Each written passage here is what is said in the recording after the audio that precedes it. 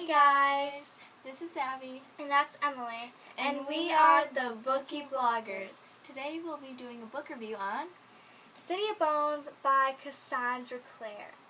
So the back of City of Bones reads, when Clary Frey heads out to the Pandemonium Club in New York City, she hardly expects to witness a murder, much less a murder committed by 3 teenagers covered with odd markings. This is Clary Frey's first meeting with the Shadowhunters, warriors dedicated to ridding the earth of demons and keeping the odd werewolves and vampires in line.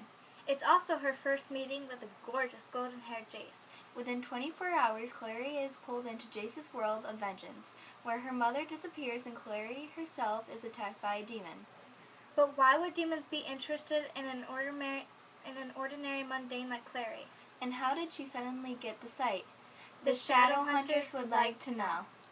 So this book is really, really interesting, and so I'm just going to show you what the cover looks like. Okay, so this is the front, and it just says City of Bones by Cassandra Clare, and then on this little circle, it's the #1 New York Times best-selling, and then it has this little flap, like this is the outside, and it says a Shadowhunters novel here, and it has all this other stuff on the inside, so yeah, then it's got that part, and if you have the whole series, they all connect, and it's really cool. Yeah, we might show you guys that in the next video, because our first 6 videos are going to be the first 6 our books in the Mortal Instruments series. Mm-hmm. So my thoughts on this book. Cassandra Clare, she just writes so beautifully. And the way she uses herself as a third person, one paragraph it could be talking about Clary, and in the next it could be about Jace or even Simon. From one character on to the next. So that's just really amazing how she writes.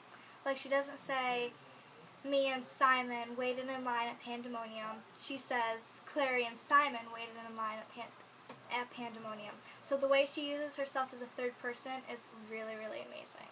I think the same thing, like, the way that she writes, the words just kind of, like, flow. It's not like how other authors kind of use it sometimes, and they're like, they don't use their self in the book. Exactly. It's just the characters. Yeah. I think it's pretty cool how she writes. Yeah, that's pretty cool. So, sorry guys, this is going to be really short. Yeah, It's our first video. We don't want to make it too long to make more mistakes, so yeah, that's all we're going to be doing today, but there's one last thing we're going to do for you guys, and we're actually going to read the first 2 paragraphs in City of Bones. So, inside, the first thing we get is a foreword. But we're not going to be reading that today. They're all the same in all the books. So we're just going to start from chapter 1. I'll read the first paragraph and she'll read the second paragraph. No. She'll read the first paragraph. I'll read the second paragraph. But the first paragraph is very tiny, so the first real paragraph and the second paragraph are going to be put together, and then I'll read the fourth one. Yeah, because the third one's only like that big. So anyways, so just read to like here to there. Okay. You've got to be kidding me, the bouncer said, folding his arms across his massive chest. He stared at the boy in the red zip-up jacket and shook his shaved head. You can't bring that thing in here. The 50 or so teenagers in the line outside of the Pandemonium Club leaned forward to eavesdrop. This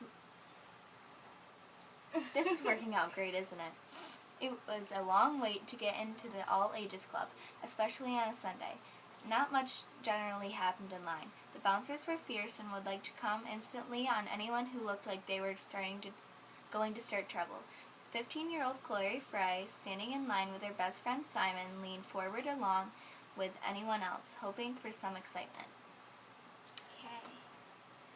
Oh, come on, the kid hoisted the thing up over its head. It looks like a wooden beam, pointed at one end. It's part of my costume. The bouncer raised an eyebrow. Which is what? The boy grinned. He was normal enough looking, Clary thought, for Pandemonium. He had electric blue dyed hair that stuck up around his head like the tentacles of a startled octopus. but no elaborate facial tattoos or big metal bars through his ears or lips. I'm a vampire hunter. He pushed down on the wooden thing. It bent as easily as a